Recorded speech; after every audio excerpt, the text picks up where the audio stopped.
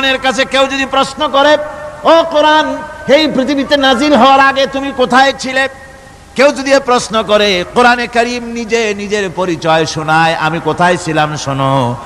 বাল হুয়া কুরআনুম মাজিদুন ফি লাউহিম মাহফুজ, বরং এই কিতাব অতীব মর্যাদা সম্পন্ন সুরক্ষিত ফলকে লিপিবদ্ধ ছিল, আমি ছিলাম লৌহে মাহফুজে, সেখান থেকে এসেছি।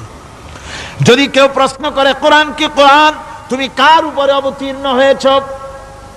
জবাব কোরআন নিজেই দেয়, ওয়া আমিনু বিমা নুজিলা আলা মুহাম্মাদ ওয়া হুয়াল হাক্কু মির রাব্বিহিম, ঈমান আনো সেই জিনিসের উপরে যেটা মুহাম্মদ সাল্লাল্লাহু আলাইহি ওয়াসাল্লামের উপর অবতীর্ণ হয়েছে।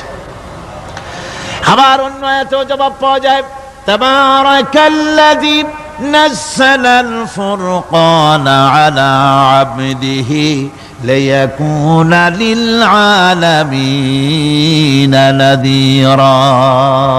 অতীব বরকতপূর্ণ মহান সত্তা সেই আল্লাহ রাব্বুল আলামিন, যিনি তার বান্দার পরে ফুরকান অবতীর্ণ করেছেন। সুবহানাল্লাহি ওয়া বিহামদি। কোরআনের নাম আমি বলেছিলাম শুধু কোরআন নয়, অনেক নাম আছে। কোরআনের আরেক নাম ফুরকান। কোরআনের আরেক নাম কি? আল ফারকু বাইনাল হাক্কি ওয়াল বাতিল। কোরআন হচ্ছে সেই মহাসত্য যা মিথ্যা এবং সত্যের মধ্যে পার্থক্য সূচিত করে, মঙ্গল এবং অমঙ্গলের মধ্যে পার্থক্য সৃষ্টি করে, যা সত্য এবং মিথ্যার মধ্যে তাফরিকা সৃষ্টি করে, সত্যকে মানুষকে বুঝিয়ে দেয়। তার নাম হচ্ছে ফুরকান। এবার যদি প্রশ্ন করা হয়, ও কোরআন, বুঝলাম তুমি লৌহে মাহফুজে ছিলে, বুঝলাম তুমি নবীজির উপরে নাজিল হয়েছো, এবার বলো তুমি কোন মাসে নাজিল হয়েছো? তুমি তো আসছিলা প্রথম কোন মাসে নাজিল হয়েছো? এ প্রশ্ন যদি কেউ করে, কোরআন তার জবাবে বলবে, শাহরু রমাদানাল্লাযী উনজিলা ফীহিল কুরআন, রমজানের পবিত্র মাসে আমি অবতীর্ণ হয়েছি। সুবহানাল্লাহ। যদি প্রশ্ন করা হয়, রমজানে তো আসছো, কিন্তু প্রথম নাজিল হয়েছিল কোন সময়? ওটা কি দিন ছিল না রাত ছিল? কোরআন তার জবাবে বলে, ইন্না আনজালনাহু ফি লাইলাতিল কদর, কদরের পবিত্র রাতে আমি এই পৃথিবীতে আমার আগমন ঘটেছিল।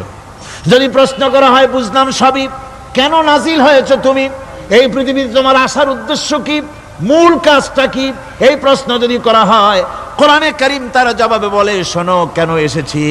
লিতুখরিজান নাসা মিনাজ যুলুমাতি ইলান নূর, আমার মিশন হচ্ছে গোটা বিশ্ব মানবতাকে পুঞ্জীভূত জমাট বাঁধা অন্ধকারের ভেতর থেকে টেনে বের করে আলোর সন্ধান দিতে, আলোর দিকে আনার জন্য আমি কোরআন নাজিল হয়েছি। গোটা পৃথিবীর মানুষ আছে অন্ধকারের ভিতরে। কিসের মধ্যে? অন্ধকার কি?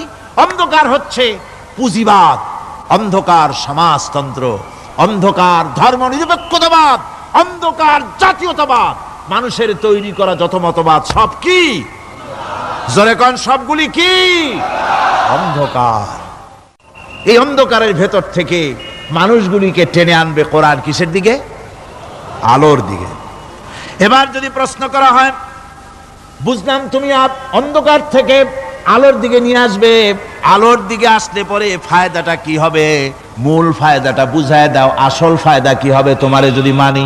কোরআন তার জবাব দেয়, নিজের পরিচয় নিজে তুলে ধরে, ফামান তাবিআ হুদায়া ফালা খাউফুন আলাইহিম ওয়ালা হুম ইয়াহজানুন।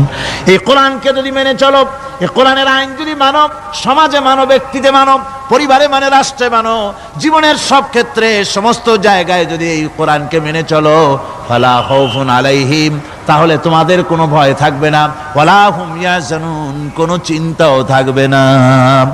কিসের ভয় থাকবে না? কোরআনের আইন মেনে যদি চলো সমাজে ও রাষ্ট্রে, চুরির ভয়, ডাকাতির ভয়, জিনার ভয়, হত্যার ভয়, সন্ত্রাসের ভয়, কোনো ভয় থাকবে না।